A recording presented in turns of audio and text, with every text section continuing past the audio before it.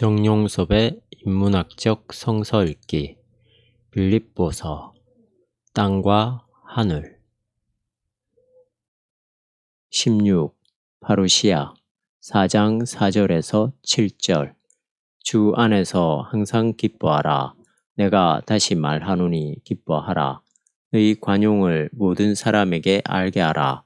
주께서 가까우시니라. 아무것도 염려하지 말고 오직 모든 일에 기도와 간구로 너희 구할 것을 감사함으로 하나님께 아뢰라. 그리하면 모든 지각에 뛰어난 하나님의 평강이 그리스도 예수 안에서 너희 마음과 생각을 지키시리라. 기쁨. 바울은 4절에서 빌립보서의 주제인 기쁨을 다시 강조합니다. 주님 안에서 항상 기뻐하시오. 다시 말합니다. 기뻐하시오. 4장 4절에 이 기뻐하라는 말씀은 3장 1절 전반절에 기뻐하라는 말씀의 반복입니다. 그런데 4장 4절에서는 항상 기뻐하라고 강조됩니다. 항상 기뻐하라는 말은 기쁨에 대한 강조일 뿐만 아니라 기쁨의 권한이 근본적으로 다르다는 뜻입니다. 이 세상에서 얻을 수 있는 것으로는 항상 기뻐할 수 없으니까 말입니다. 바울이 이렇게 유달리 기뻐하라고 거듭해서 강조하는 이유는 이것이 바로 기독교 신앙의 가장 근본적인 특징을 보여주는 것이기도 하지만 어쩌면 그가 감옥에 들어있다는 특별한 상황과 연관시켜서 생각해야 할지 모르겠습니다. 자신의 말이 마지막 권면일지 모른다고 생각했겠지요. 유언을 해야 한다면 누구나 자신이 가장 중요하게 생각한 말을 하게 마련입니다. 바울에게는 그것이 곧 주님과 함께 항상 기뻐하며 살아가는 것이었습니다. 주님 안에서 기뻐하라는 바울의 권면은 우리 기독교인들의 기쁨이 어떤 토대에서 솟아나는가를 가르쳐 줍니다. 우리 기독교인들이 기뻐하며 산다는 것은 어떤 소유감이나 성취감 때문이 아닐 뿐만 아니라 어떤 자연주의적인 깨달음 때문도 아닙니다. 물론 예술과 하나가 되었을 때 인간이 경험하는 기쁨이 대단하다는 것도 사실입니다. 베토벤이 일명 합창교향곡이라고 불리는 교향곡 9번에서 프레우데 프레우데 기쁨 기쁨이라고 노래하고 있는 것처럼 말입니다. 어떤 종교적인 사상적인 깨달음을 통해서 얻게 되는 기쁨도 역시 그 어떤 것과 바꿀 수 없을 정도로 소중합니다. 사실은 예술이나 사상의 깊이를 경험하는 기쁨도 쉽게 얻어지지 않습니다. 어쩌면 그것만이라도 우리를 행복하게 만들기에는 충분한 것처럼 보입니다. 생각해 보십시오. 자신의 내부에서 어떤 악상이 샘솟듯 솟아나와서 위대한 작품을 만들었다면 그것을 누가 인정해 주든지 않든지 상관없이 참된 희열을 경험할 수 있습니다. 어떤 고승이 10년 독거 무건 수행 끝에 자신과 우주가 하나 되는 경험을 했다고 합시다. 인간이 평생에 걸쳐 노력하더라도 이루기 힘든 이런 깨침을 통해서 죽음까지도 초월해버린 사람이 있다면 그는 아마 하늘을 날아다니는 듯한 기쁨을 느낄 것입니다. 그러나 바울은 인간이 성취할 수 있는 그 무엇이 아니라 주님과 함께하는 그분이 제공해주는 기쁨을 말합니다. 과연 이게 무엇일까요? 주님 안에서 기뻐한다는 것과 위에서 말한 예술과 사상적인 깨침을 통해서 기뻐하는 것과 어떤 차이가 있을까요? 주님 안에서 기뻐하라는 바울의 가르침은 과연 그 어떤 인간적인 노력으로 인해 도달될 수 있는 기쁨과 전혀 차원을 달리하는 것일까요? 아니면 출발은 다르지만 결국 기쁨의 상태는 별반 다르지 않는 걸까요? 우선 우리는 기쁨의 차원이 결코 똑같은 게 아니라는 사실로부터 문제를 풀어가야 합니다. 어떤 사람이 20년 동안 절약하고 온갖 고생을 하면서 돈을 모아 집을 샀다고 합시다. 그 순간만은 자기가 죽어도 여한이 없을 정도로 기쁠 것입니다. 그러나 이 기쁨은 아주 짧은 순간 동안만 우리에게 남아있을 뿐이기 때문에 그것을 가장 궁극적인 기쁨이라고 말할 수는 없습니다. 예술이나 학문적 성과도 다른 사물을 소유한 것보다는 길겠지만 영원히 계속되는 게 아니기 때문에 우리는 이것을 우리의 삶에서 가장 궁극적인 기쁨이라고 말하지는 않습니다. 우주와의 일체감 속에서 살아갔던 많은 고승들과 이 우주의 근원에 대해서 해박한 지식을 갖고 있던 위대한 학자들의 기쁨도 역시 위대한 생명과 관계된 것이 아니기 때문에 그것 스스로 한정적입니다. 이 지구를 포함해서 태양과 그 이외의 별들도 역시 길긴 하지만 영원한 게 아니라 유한합니다. 그것들은 그 어떤 다른 것에 의존되어 있을 뿐입니다. 그것을 뛰어넘는 어떤 절대적인 것으로부터만 절대적인 기쁨이 가능합니다. 물론 앞서 잠깐 말한 대로 이런 유한한 지구나 우주와 하나 되는 경험을 통해서도 매우 차원 높은 자유와 기쁨을 누리며 살 수 있다는 사실을 부인하고 싶지는 않습니다만 그것은 아직 주님 안에서 기뻐하라는 바울의 가르침에 못 미치는 게 아닌가 생각됩니다. 주님 안에서 기뻐하라는 말은 창조자 하나님 안에서 기뻐하라는 뜻을 포함합니다. 우리 삶의 뿌리가 모든 것의 창조자이신 하나님에게 놓여 있다는 사실에서 우리는 기쁨의 이유를 발견합니다. 우리가 그 거대함 앞에서 입을 다물 수 없는 우주를 창조하신 하나님 앞에서 기뻐하라는 말입니다. 이런 기쁨은 인간의 성취감에 비해 한 차원 높은 우주론적인 기쁨이나 종교적인 기쁨까지도 뛰어넘습니다. 자연의 신비가 아니라 그 자연을 창조한 하나님이 바로 기쁨의 권원이기 때문입니다. 예수님의 부활에서 우리에게 궁극적인 생명의 미래를 알려주신 하나님 안에서 얻게 되는 기쁨입니다. 하나님의 이 구원에 참여한다는 희망에서 솟아나는 기쁨입니다. 여기서 우리는 이러한 기쁨이 실제적으로 무엇을 의미하는지, 그것이 과연 실제적으로 가능한지에 대해서 질문할 수 있습니다. 그건 너무 추상적인 생각이다 라고 비판할 수도 있습니다. 물론 눈에 보이지도 않고 저울로 무게를 달아볼 수도 없는 기쁨을 어떤 사물처럼 설명하거나 증명할 수는 없습니다. 우리의 시야에 구체적으로 포착될 수 없는 하나님의 나라와 마찬가지입니다. 자신이 경험한 이 기쁨은 남에게 보여주거나 증명할 수 있는 게 아니라 생명의 능력으로 작용할 뿐입니다. 이런 점에서 기쁨은 사랑과 비슷합니다. 사람들이 이 사랑의 능력에 의존해서 살아가듯이 우리 기독교인들은 기쁨의 능력으로 참된 생명을 누리며 살아갑니다. 다른 종교인들이나 사상가들이 어느 정도로 이런 기쁨의 능력에 참여해서 살아가는지 우리로서는 확실하게 말할 수 없지만 우리가 예수 그리스도와 일치함으로써 경험하게 된 이 기쁨이 어떤 깊이와 크기인지에 대해서만은 확실하게 말할 수 있습니다. 따라서 생명의 궁극적 비밀이신 주님 안에서 기뻐하라는 바울의 권면은 그리스도인의 신앙적 실존을 판단해주는 시금석이라고 볼 수 있습니다. 이런 점에서 우리 기독교인은 기쁨에 존재론적으로 참여하고 있는지 자신에게 질문해야 합니다.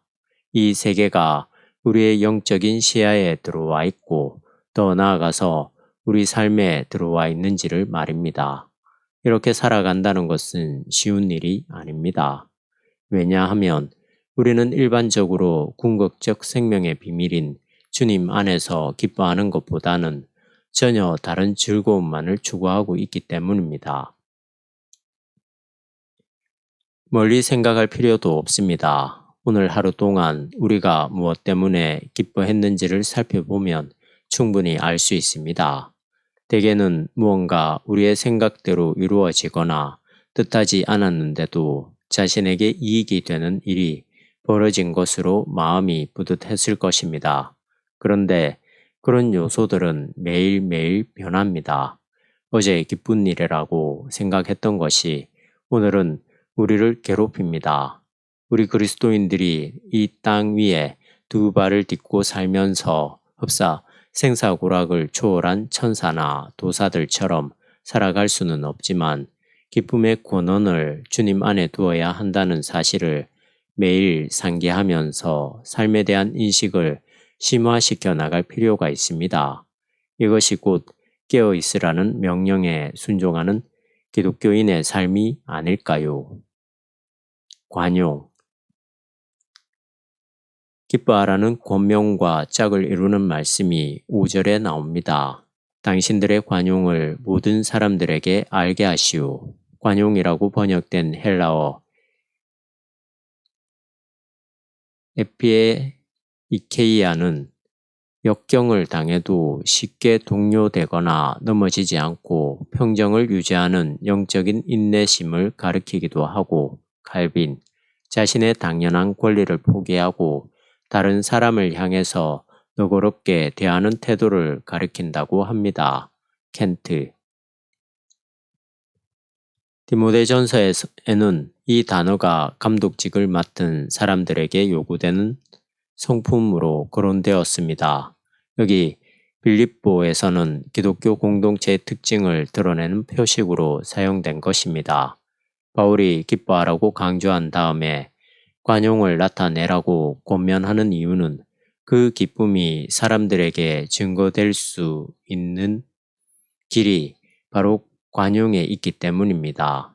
만약 기독교가 주님 안에서 참된 기쁨을 누리고 있다면 그 능력은 곧 사람들에게 관용의 태도로 나타날 것입니다.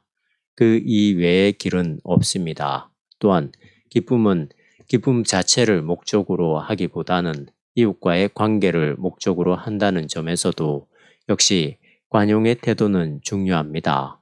관용의 태도는 본인이 그렇게 해야겠다는 의지로 되는 게 아니라 바울의 가르침에서 보는 대로 기쁨에서 시작합니다. 이런 관계는 우리의 일상적인 삶에서도 경험됩니다. 누군가에게서 뜨거운 사랑을 받음으로써 기쁘게 살아가고 있는 사람은 다른 사람들에게도 역시 넓은 마음으로 대합니다. 그러나 이런 기쁨이 없는 사람은 늘 옹졸한 태도를 보일 수밖에 없습니다. 홍세화시는 세느강은 좌우를 나누고 한강은 남북을 가른다라는 저서에서 프랑스 사람들이 가장 중요하게 생각하는 덕목은 관용, 톨레랑스라고 하더군요. 그래서 그런지 프랑스 파리는 온 세계의 모든 종족이 모여 사는 전시장 같은 느낌이 들었습니다. 실제로 프랑스 사람들이 모든 이들에게 관용의 덕을 보여주고 있는지 저는 아직 확실하게 알지는 못합니다. 어쨌든지 오늘 본문을 통해서 볼 때 기쁨과 관용이 매우 가까운 관계라는 것을 알 수 있습니다. 기쁨을 나무라고 한다면 관용은 열매일지도 모릅니다. 기쁨의 나무는 관용이라는 열매를 맺게 마련이죠. 나무가 좋아야 좋은 열매를 맺고 좋은 열매를 맺어야 좋은 나무라는 것이 증명된다는 예수님의 말씀과 연관시켜 생각한다면 우리 기독교인들의 삶에는 기쁨과 관용이 적절하게 연결되어 있어야 합니다. 영적 현존. 바울은 기쁨과 관용을 기독교적인 삶의 내면과 외면의 근본으로 제시하면서 아주 짧은 한 문장을 덧붙이고 있습니다. 주님이 가까이 계십니다. 주님 안에서 항상 기뻐하라는 말씀과 그 기쁨을 아는 자로서 관용의 태도를 보이라는 말씀은 근본적으로 주님이 현재 우리와 함께 한다는 인식에 그 토대를 둡니다. 기독교의 모든 교의와 실천들을 규정하고 있는 이 문장은 주님의 파루시아, 임재와 연관됩니다. 더 나아가서 요한이 마라나타, 주여 곧 우리에게 임하시기를 계시록 22장 20절 마라나타라고 언급한 것처럼 종말에 임할 주님의 재림과도 연관됩니다. 이것은 2000년 전에 목수의 아들로 오셨다가 십자가에 달리시고 부활하셨으며 승천하시어 하나님의 우편에 앉아 계신 예수 그리스도가 지금 현재에도 우리 그리스도인들과 함께 하실 뿐만 아니라 역사의 종말에 심판자로 오실 것에 대한 희망입니다. 과연 이게 무슨 말씀일까요? 과거의 역사가 어떻게 현재이면서 동시에 미래입니까? 미래가 어떻게 현재를 규정할 수 있습니까? 초대교회가 실제로 자신들의 생전에 재림하실 것으로 믿었던 예수님이 2000년 동안이나 지연된 이 마당에도 역시 주님이 가까이 계십니다는 명제는 타당한 걸까요? 이 문제를 이해하기 위해서 우리는 성령론과 종말론에 대해서 약간의 공부가 필요합니다. 325년 니케아에서 소집된 제1차 세계공의회에 이어 381년 콘스탄틴노플에서 소집된 제2차 세계공의회 이후로 우리 기독교인들은 성령을 하나님으로 믿습니다.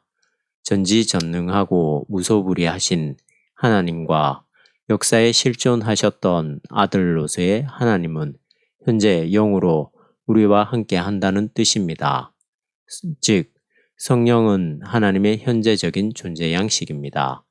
이런 점에서 아들로서의 하나님인 예수님은 하나님의 우편에 앉아 계신 것만이 아니라 지금 이 시간에 생명의 영으로서 우리와 함께 하십니다. 이 영의 현존은 동시에 종말시에 완성됩니다.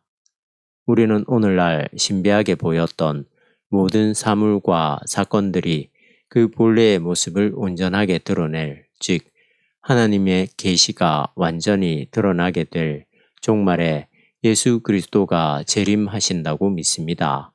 물론 예수님이 손오공처럼 우리 눈에 보이는 구름을 타고 저 우주 어느 공간에서 이 지상으로 내려온다는 뜻이 아니라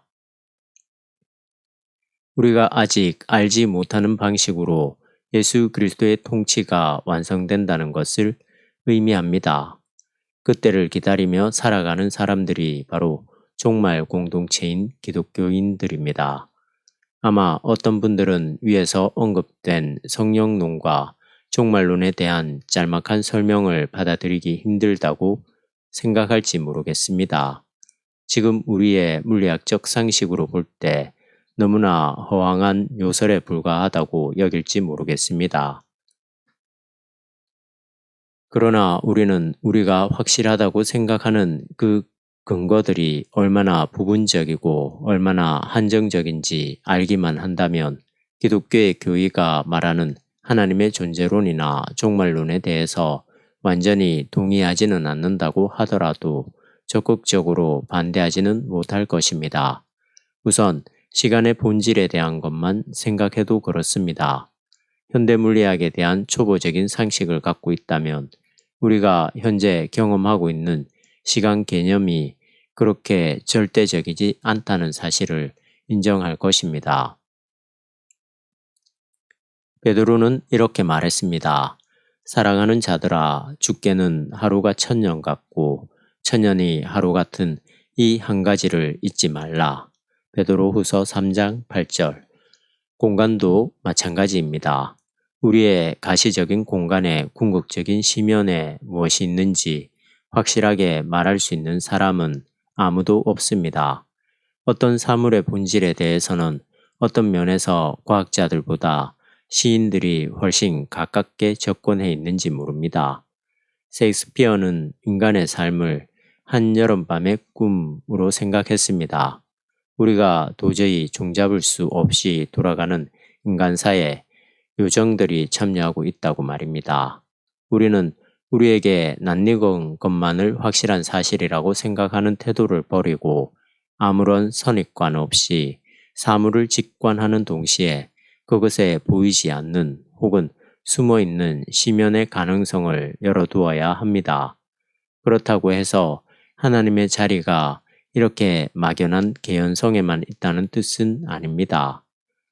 이러한 개연성이 예수 그리스도의 사건을 통해서 인격적 개입으로 드러나게 됩니다. 이 세상을 구원하시려는 하나님의 섭리가 우리에게 계시되는 과정이 바로 이 세계의 보편사입니다. 주님의 파루시아를 향한 간절한 기대와 희망이 기독교인의 기쁨과 관용을 가능하게 한다는 이 사실이 세상 사람들의 눈에는 뭔가 신비주의적인 태도처럼 보일지 몰라도 우리 기독교인에게는 너무나 실질적인 진리입니다. 이 세상의 모든 것이 아주 짧은 시간과 더불어서 사라지지만 우리는 그런 보이는 현상의 심연에서 새로운 생명을 준비하시는 하나님의 손길이 있다고 믿습니다. 황갈색의 껍질에 쌓여 흡사 죽은 듯이 보이지만 그것이 땅에 심겨져 몇 주가 지나면 새싹이 나고 또 몇 주가 지나면 영롱한 색깔의 아름다운 꽃을 피우는 씨앗에서 그 미래의 생명을 내다보듯이 말입니다. 이런 우리의 신앙이 참되다는 사실을 세상 사람들에게 설명할 수 있도록 깨어서 준비하며 살아가야 하겠습니다. 염려로부터의 해방.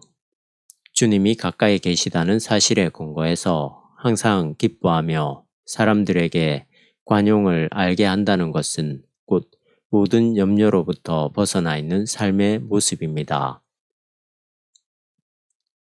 그래서 바울은 아무것도 염려하지 말고 오직 구할 것을 감사한 마음으로 구하면 하나님의 평강이 당신들을 지키실 것이라고 권면합니다. 이 말씀은 곧 목숨을 위하여 무엇을 먹을까, 무엇을 마실까, 몸을 위하여 무엇을 입을까 염려하지 말라. 목숨이 음식보다 중하지 아니하며 몸이 의복보다 중하지 아니하냐라는 예수님의 말씀과 내용적으로 일치합니다. 인간의 삶은 실제로 무엇을 먹을까라는 염려로 점철되고 있는데 이런 염려를 하지 말라는 말씀은 무언가 비실제적인 것처럼 들릴 수도 있습니다. 인간은 아무것도 염려하지 않고 살지는 못합니다. 그러나 바울의 가르침에 따르면 기쁘게 사는 일에 집중하는 사람은 당연히 아무것도 염려하지 않게 됩니다. 어느 하나에 열심을 내면 그 이외의 것들은 자연스럽게 사소해지게 마련이니까요. 조금 더 명확하게 말하면 염려할 것과 그렇지 않을 것을 구분할 줄 안다는 것입니다. 우리 기독교인들이 주님 안에서 기뻐할 줄 안다면 그 이외의 문제로 인해서 염려하지 않을 것입니다. 이런 말씀이 아주 명백하게 들립니까? 아니면 공허하게 들립니까? 우리가 염려로부터 벗어나지 못하는 이유를 다음과 같이 두 가지로 설명할 수 있습니다. 첫째, 사람들은 자신의 성취가 곧 행복에 직결된다고 착각합니다. 세상 질서를 조금씩 깨달아가는 나이로부터 시작해서 죽을 때까지 온갖 염려와 근심에 쌓여 있는 이유는 그 염려의 권원인 성취감이 자신의 행복이라고 생각한다는 말입니다. 이것은 곧 생명의 본질을 이해하지 못하고 그 껍데기에 연연해 하는 것에 불과합니다. 우리가 분명히 알아야 할 사실은 이 세상에 그 어떤 사람도 자기가 성취한 일로 완전히 만족할 수 없다는 것입니다. 약간의 흥미를 끌기는 하지만 그 이상은 없습니다. 그런데도 우리는 그것을 성취하려는 욕망으로 인해서 잠시도 편안한 마음을 갖지 못하고 염려와 근심으로 나를 세웁니다. 둘째, 사람들은 스스로 성취할 수 있는 것이 근본적으로 아무것도 없다는 사실을 망각하고 있습니다. 현대인들은 자신들의 전능을 꿈꾸고 있지만 약간만이라도 그 내용을 들여다보면 헛수고라는 사실을 알 수 있습니다. 인류사에서 무엇을 찾아볼까요? 알렉산더 대왕의 세계 정복의 꿈을 생각해 볼까요? 왕정을 박살내고 명실상부한 공화정의 나라를 만들겠다는 나폴레옹의 야망을 생각해 볼까요? 게르만 민족을 중심으로 한 새로운 세계 질서를 설계했던 히틀러의 제3제국을 말해 볼까요? 하나님이 죽었다고 외치면서 생명의 의지를 불태웠던 니체가 무언가를 성취했을까요? 칼 마르크스의 생각대로 프롤레타리아의 혁명이 이 세상을 생명의 질서로 변화시켰나요? 미국에서 참되고 선한 것들이 생산되고 있습니까? 일본에서 그렇습니까? 오늘의 과학은 우리에게 무엇을 약속합니까? 우리의 키를 1cm라도 크게 할 수 있나요? 소의 성장을 촉진시키기 위해 온갖 연구 끝에 성공시킨 인공사료 때문에 광우병이 생기는 마당에 우리 인간이 무엇을 성취할 수 있다고 말할 수 있을까요? 그렇다고 해서 땅바닥에 누워 감이 떨어지기를 바라며 사는 게 최선이라는 뜻은 아닙니다. 성취에 대한 지나친 욕망으로 인해서 우리의 근본적인 문제들이 해결되는 게 아니라 오히려 염려와 근심만 많아질 뿐이라는 사실을 인식해야 한다는 말입니다. 이런 점에서 구원은 역시 땅이 아니라 하늘에서 내려온다는 고백은 옳습니다. 주님께서 가까이 계시다는 사실을 믿고 받아들일 때만 우리는 참된 생명에 참여할 수 있습니다. 이렇게 가까이 계신 주님에 대한 믿음을 통해서 아무것도 염려하지 않는 사람은 자신의 소원과 희망을 하나님께 감사함으로 아랠 뿐입니다. 자기 자신에 대한 집착과 성취감으로 인해서 염려하지 않는 사람의 마음과 생각을 하나님이 지키시기 때문에 자기 삶을 감사와 기쁨으로 받아들일 수 있습니다.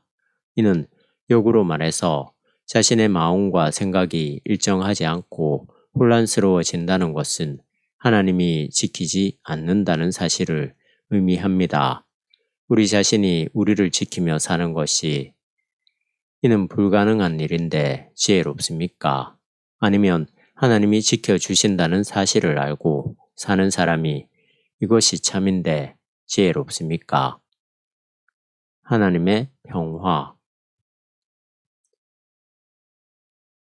여기 16과의 마지막은 앞서 1장 2절에서 잠깐 언급한 바 있는 하나님의 평화입니다. 우리가 이 땅에서 아무 염려와 걱정을 하지 않고 기쁘게 살아가며 사람들을 관용으로 대하고 하나님에게 구할 것을 구하며 살아가면 하나님의 평화가 우리를 지켜준다는 약속입니다. 이 평화는 구원과 똑같은 의미입니다. 예수 그리스도 안에서 참된 기쁨이 주어지듯이 구원도 역시 하나님에게서 주어진다는 말씀입니다. 이 평화의 겉면은 바울의 다른 서신에서도 언급됩니다. 이 평화는 어떤 이성도 능가합니다. 이는 곧 하나님의 평화가 인간의 이성이 수행할 수 있는 모든 것을 능가한다는 뜻입니다. 하나님의 평화는 인간이 이성적으로 행하는 모든 염려를 침묵시킵니다. 이런 점에서 우리의 기쁨은 이런 하나님의 평화 안에서 공급되는 것이라 할 수 있습니다. 우리는 이런 평화 문제를 일상에서 상실하고 살아갑니다. 어쩌면 평화가 아니라 경쟁과 대결이 우리의 의식과 우리의 사회 질서를 이끌어가고 있는 것 같습니다. 교육의 현장에서도 아이들이 이런 평화 담론을 배우는 게 아니라 적자 생존의 원칙에 치우친 이념만을 배우는 게 아닐까요?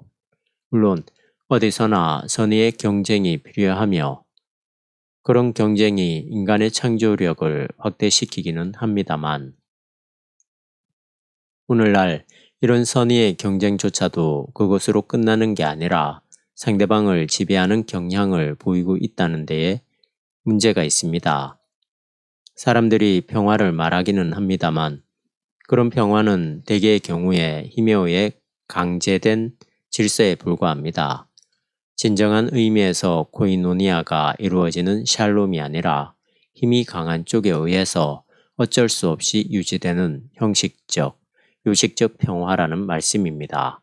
인류 역사는 늘 이런 상태로 지내왔습니다.